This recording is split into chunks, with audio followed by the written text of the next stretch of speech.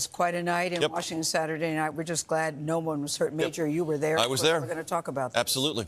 And that's where we're going to begin, with the attack targeting top U.S. officials at the White House Correspondents Dinner.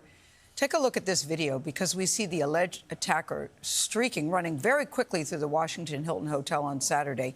He was tackled just outside the ballroom where 2,500 people were attending that event. President Trump and the First Lady were there. The Secret Service quickly evacuated them. The suspect, we have learned, is a teacher from Los Angeles, a Los Angeles suburb, Torrance it's called, with no previous criminal record. This morning, we will have stories from CBS News journalists who were in the room. They include Norah O'Donnell, who spoke with the president about the security breach in an exclusive interview for 60 Minutes. It looked chaotic. At one point, you were down. What was happening? Well, what happened is it was a little bit me. I wanted to see what was happening, and I wasn't making it that easy for him. I wanted to see what was going on. And by that time, we started to realize maybe it was a bad problem, different kind of a problem, bad one, and different than what would be normal noise from a ballroom, which you hear all the time. And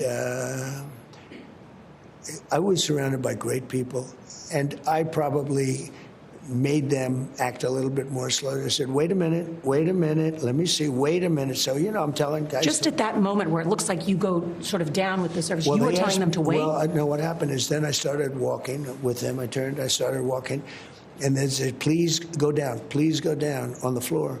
So I went down, and First Lady went down also, but we were asked to go down by the agents as I was walking. In other words, they wanted you almost to crawl. I was standing up, pretty much. I was standing up and then turned around the opposite direction and started pretty much walking out, pretty tall, a little bent over because I'm not looking to be standing too tall. And but I was walking out. It was about halfway there, and they said, please go down to the floor, please go down to the floor. So I dropped to the floor, so did the First Lady. What was your thought at that moment? What did the First Lady say? Well, my thought was, I've been through this before a couple of times, and she has not, to this extent. She handled it great. I mean, she's very strong, smart. She got it. She knew what was happening. The so-called manifesto is a stunning thing to read, Mr. President. He appears to reference a motive in it. He writes this, quote, administration officials, they are targets. And he also wrote this: I am no longer willing to permit a pedophile, rapist, and traitor to coat my hands with his crimes. What's your reaction to that? Well, I was waiting for you to read that because I knew you would, because you're horrible people, horrible people. Yeah, he did write that. I'm not a rapist. I didn't rape anybody. Do you think he was referring to you? Excuse me. I'm not a pedophile. You read that crap from some sick person.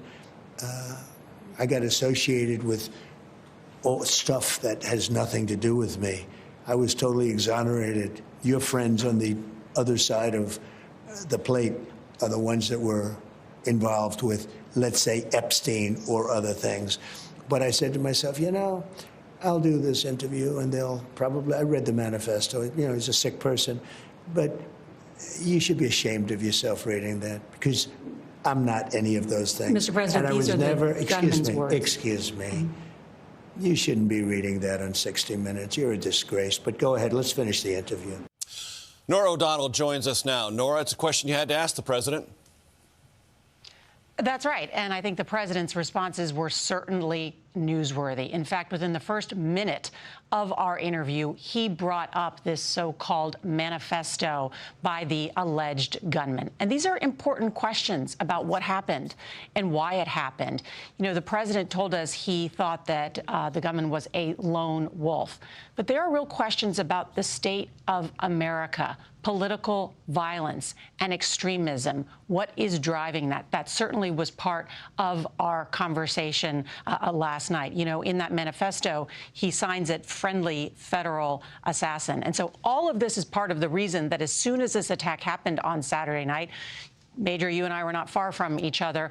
Why we at 60 Minutes and CBS News immediately began emailing the White House and asking for an interview with the President of the United States to find out what he knew, what he was being briefed on, and to get that information and share that as quickly as possible. This could have been the third attempted assassination against President Trump within 2 years. As you know, there were so many high-level cabinet officials there, and so that was part of the discussion. One other area that I asked him about, Major, is what is developing online right now, and these unfounded theories about that this attack was staged. Listen to what he said.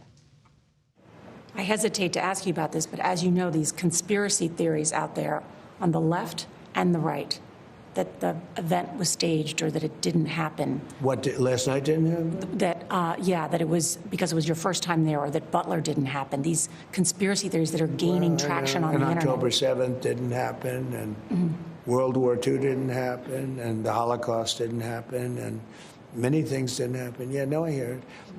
I don't know. I think they're more sick than they are con people, but there's a lot of con in it too. I haven't heard that last night didn't happen. Usually it takes a little bit longer. Yeah. Usually they wait about 2 or 3 months to start saying that. Now, the president also said in our interview that he will return to this dinner if it can be scheduled within the next 30 days. He said he's busy, but this is an important dinner, Major, as you know. It is for the White House Correspondents Association that through Republican and Democratic administration presses the president and their administration for press access. That's important. The president did appear after the attack to be more unified, sort of in his voice, and he certainly was very reflective in our interview as well. Major? Thank you, Norah, very much.